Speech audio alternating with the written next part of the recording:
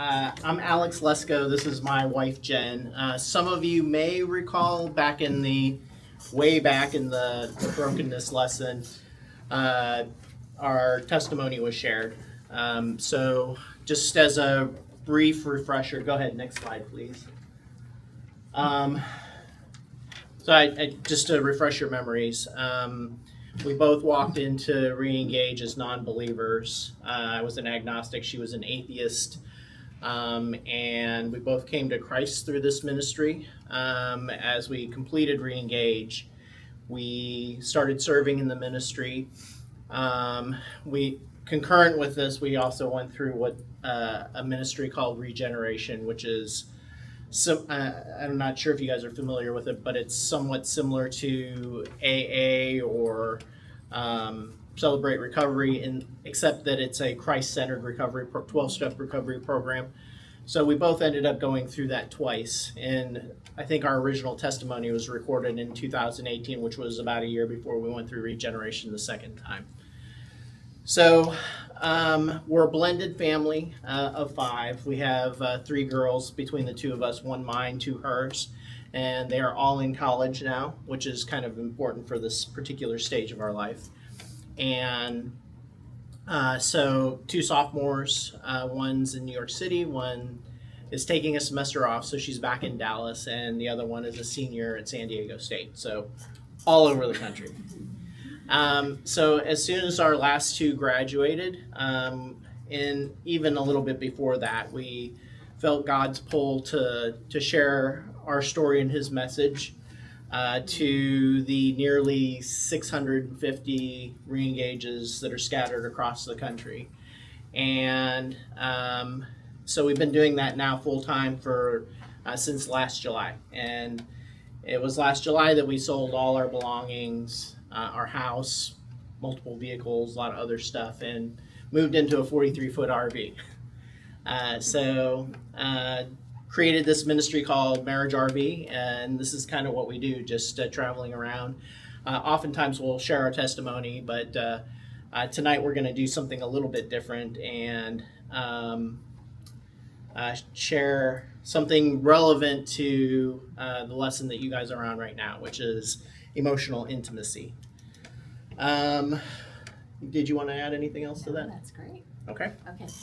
Doug, can you keep us on track, like time-wise? Yes. Fabulous. Yeah, let's do it. You can start doing this if it's time to just like land it's the plane. time. Yeah. All right.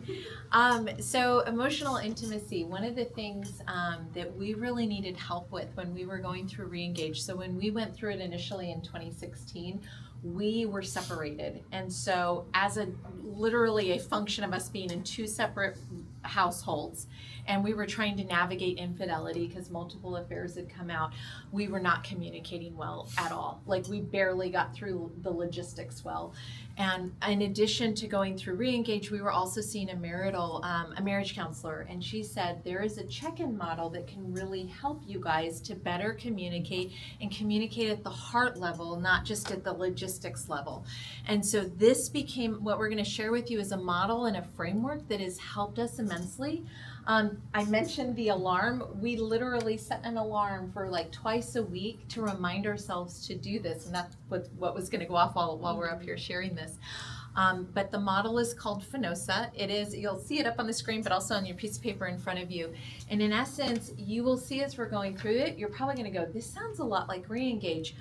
God so beautifully did this. We were in Reengage, seeing a marriage counselor at the same time, and God's like, let's just put all that together in the form of a check-in. So a lot of this is very a la Reengage. So so the counselor that we saw and that we adapted this from, she was a secular counselor. So we added a piece of this. So the very last A is something that we felt was important to understand where we are in our spiritual walk. So A stands for abide.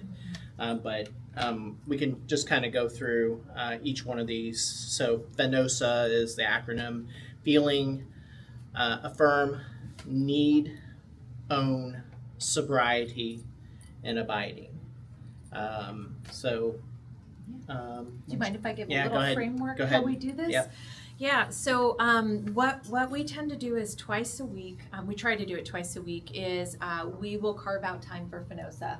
And what this looks like is sometimes it's us driving somewhere to an event, and we'll be like, all right, you want a FANOSA? Like, you want to do a check-in? Sometimes it's over a dinner. Sometimes it's a walk in the evening or in the morning, just something where, you know, we can just spend some dedicated time together. And so the way that we've done this is one of us will start, well, that person will go through their entire FANOSA, their check-in, the other person will listen, and then we'll flip-flop.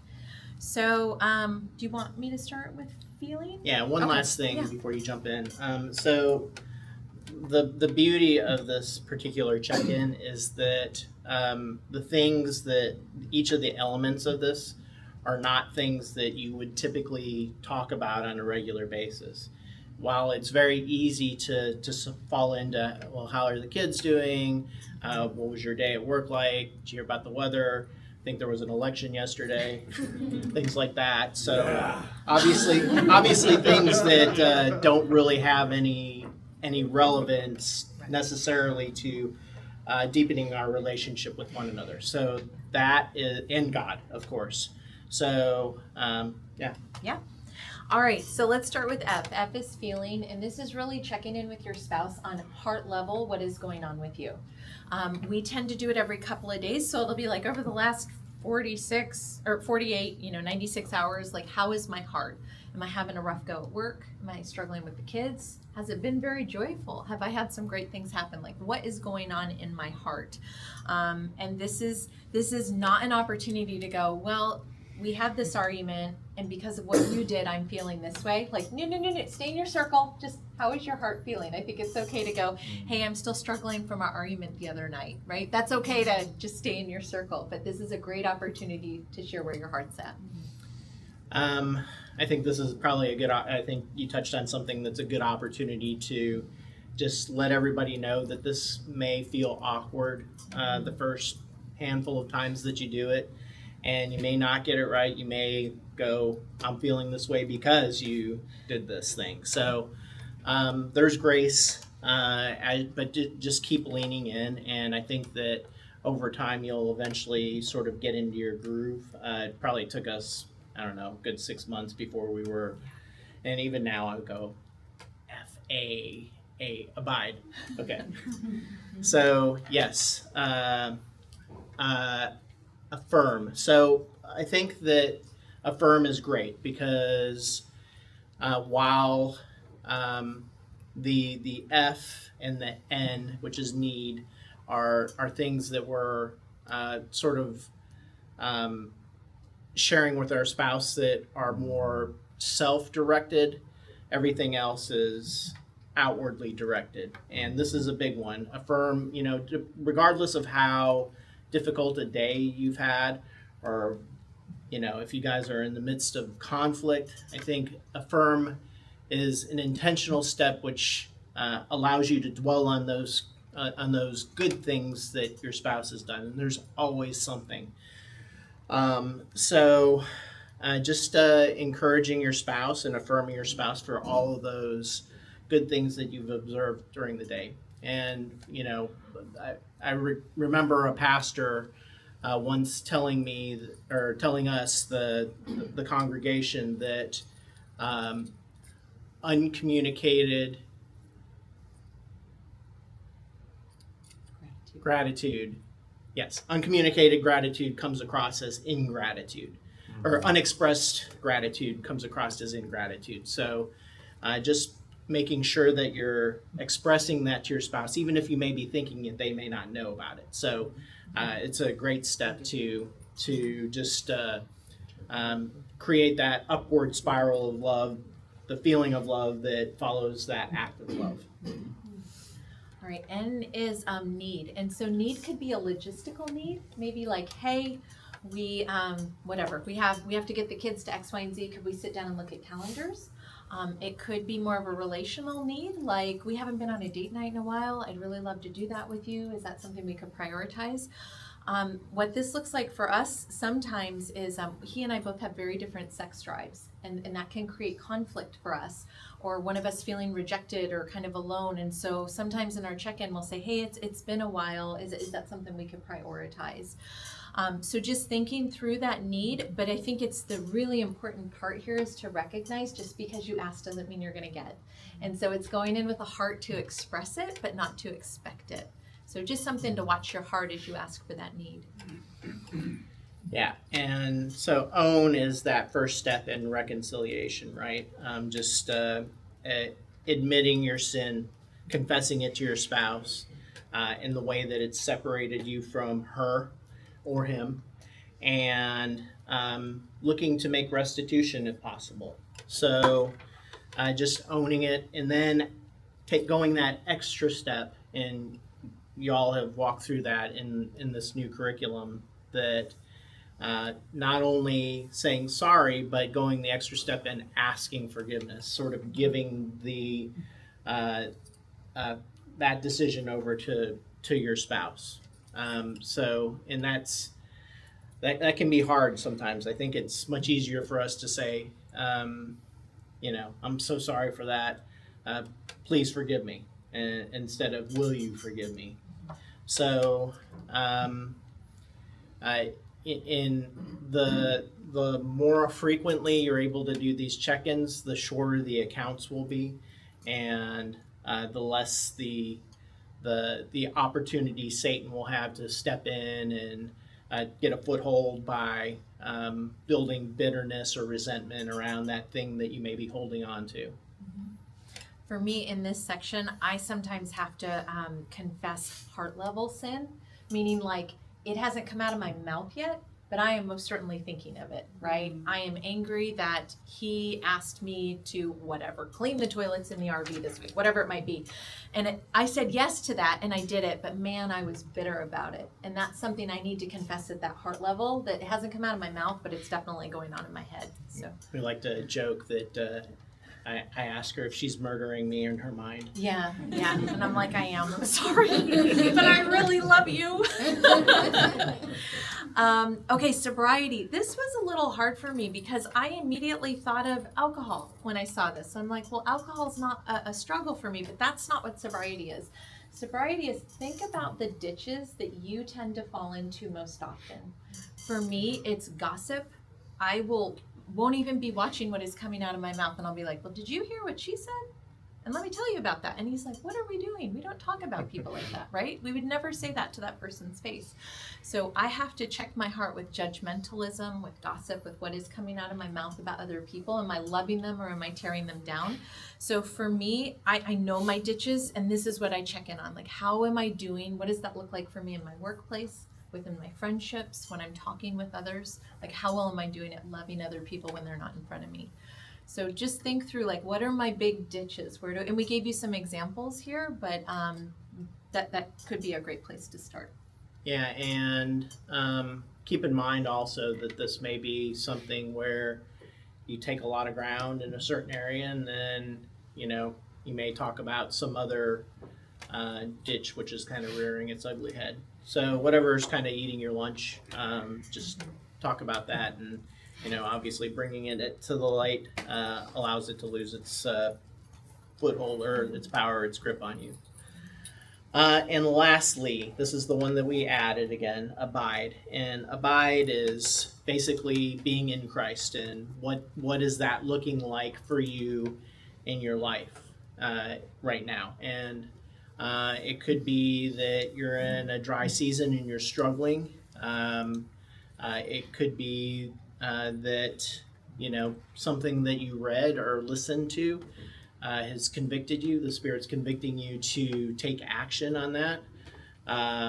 So really, abiding is not about what you're doing, but rather how God is convicting you at the heart level. So just sharing that with your spouse, and that's probably one of the areas that I think spouses may, unless you're intentional about getting in the Word together or listening to,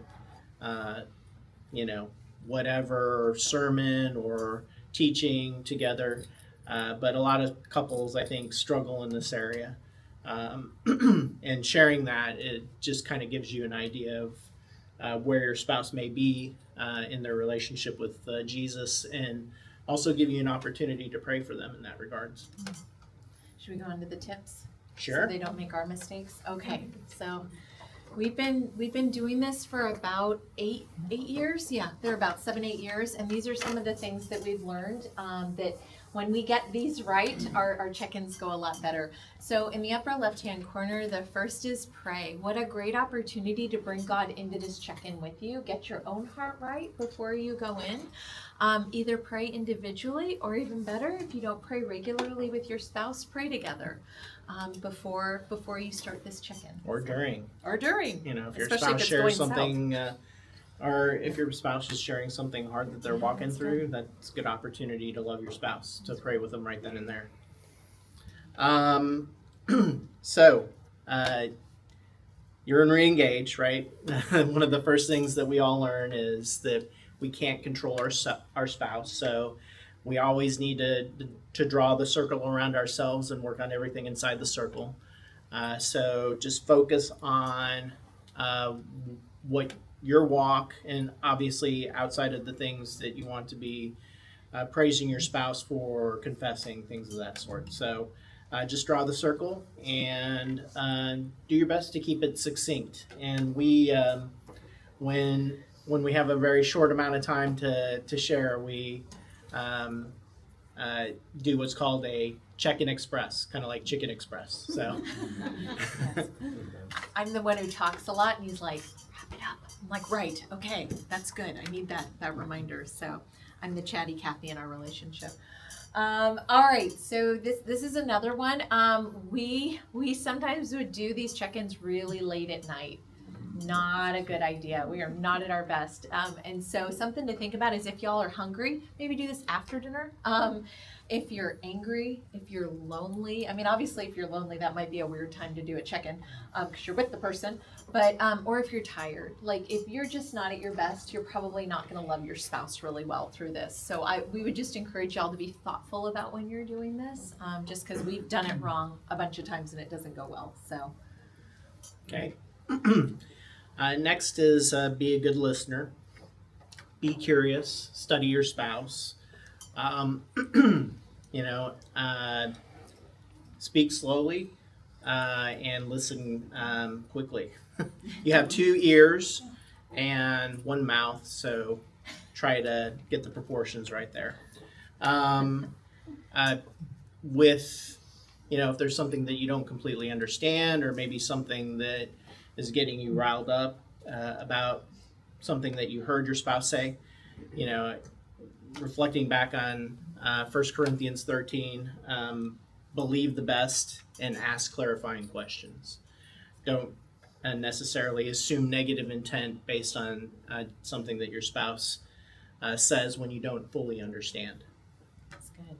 All right, so set an alarm. We would just, first of all, Valerie had, I don't even know that she meant to, but she had these printed, thank you, she had these printed on cardstock. I was like, that's actually brilliant.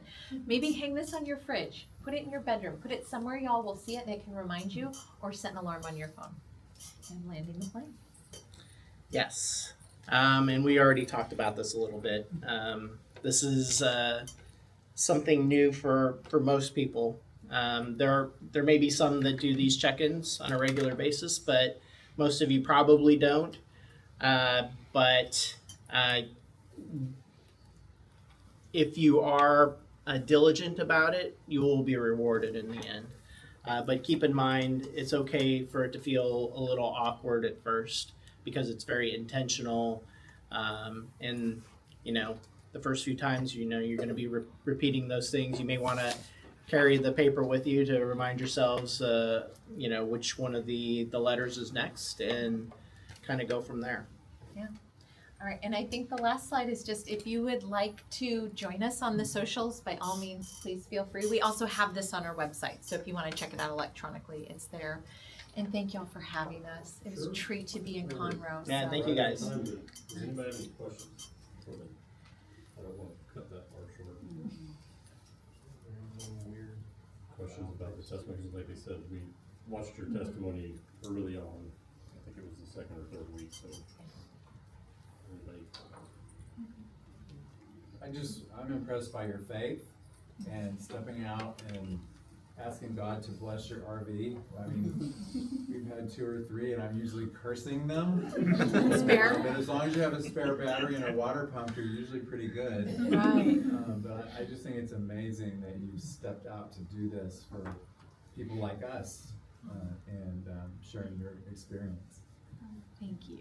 Yeah, I mean, we like to say that in God's upside down kingdom, as we pour ourselves out, and that's our only goal in coming in and visiting the various churches that we do is just to serve, and ultimately we come out of it going, wow, what just happened? And he fills us up when we're pouring ourselves out, and it's hard to understand how he works like that, but it's a thing. Thank Sure, you. You're welcome. Any other questions? One question, when you were talking about sobriety and you have like these few things listed, I just wanted to kind of touch on 2 of them. One is passivity. I don't quite understand how passivity could be something that you fall into as like I'm doing it again. Like, how is this hurting you? Yeah. So is there a way that you can kind of like explain that, give an example of how it could be detrimental to the marriage? Sure. You want to take this one? Yeah, this is I think this is the part of it is the curse of Adam, right? Yeah. That Adam did not lead his wife well, and therefore they both ate from the apple, or the fruit. But this is definitely a ditch that I struggle with regularly, and it sort of masquerades in different forms, but essentially it's emotional or leadership laziness, and it's a desire to check out, and that ultimately doesn't lead, at least for the man, doesn't lead his spouse well, but if it's the wife that struggles with it, that ultimately is going to hinder your relationship, not only with God but with your spouse, and will ultimately, it may not be patently obvious in the beginning, but over time separation will inevitably result from it. So just as with all of the lessons that you're walking through right now, they don't come naturally. It's something that requires intentionality, which is one of the reasons that at the end of Reengage, you may be encouraged that, hey, you're commencing. This is not a graduation. You haven't made it. You need to take that next best step in your relationship, in your walk with Jesus, to continue to build, to keep running the race, because you're never going to be that finished product. So, and it's going to be easy to be sidetracked. And for me, it's passivity. For others, it may be some other idols. Does that make sense? Did I answer your question? No, it did answer Okay. your question. I did, I don't know if someone else has a question, but I did have another one after that, but, okay. Go for it. Like the eye check-in, okay. So you also mentioned sarcasm. So this is where I grew up in a household that sarcasm was not acceptable. And then I married into a household where sarcasm was just awesome, and it's just as how you communicate. And so it's like, how do you balance that? Where it's like, how can it become something where it's an issue in your marriage? And then also, like, I can see how, like, my perspective in the household I grew up with, it might have been a little extreme. So, okay, now I'm just talking too much. How can it be a block in your marriage? Yeah. I'll answer this one, and then we'll land the plane, because I know we got to get to it. No, it's such a good question. So sarcasm, I am extremely sensitive about what he says to me, like overly sensitive. So he'll say something that's very joking. I'm going to make something up, and this is not what he says. But it's deadpan, so Right. So she he- has trouble. Understanding deciphering. that it's difficult. But he might be like, those look like clown shoes tonight. And I'll be like, what is wrong with Yeah. you? Or you could say, you look great, honey. Right? But for him, he thinks that's funny. And he thinks he's loving me and it's cute. And I would never. That's like. That's a stereotype. I would never say He that. wouldn't. That's true. I was trying to come up with something. But I think it's more about having the conversation where the things that I say to you, even in jest or in humor, does that ever hurt you? And if so, share that with me because I want to own that and make that right. I think it's a matter of understanding where that line is. Because humor is a wonderful thing in a relationship, but when it's done to dig or to poke and it hurts, that's where it's probably gone too far. So, and he's never called my feet clown shoes, ever. So we're clear. I look down and all I can see are my shoes. Thank you. Great questions. Thank you very much. Thanks, everybody. Appreciate it.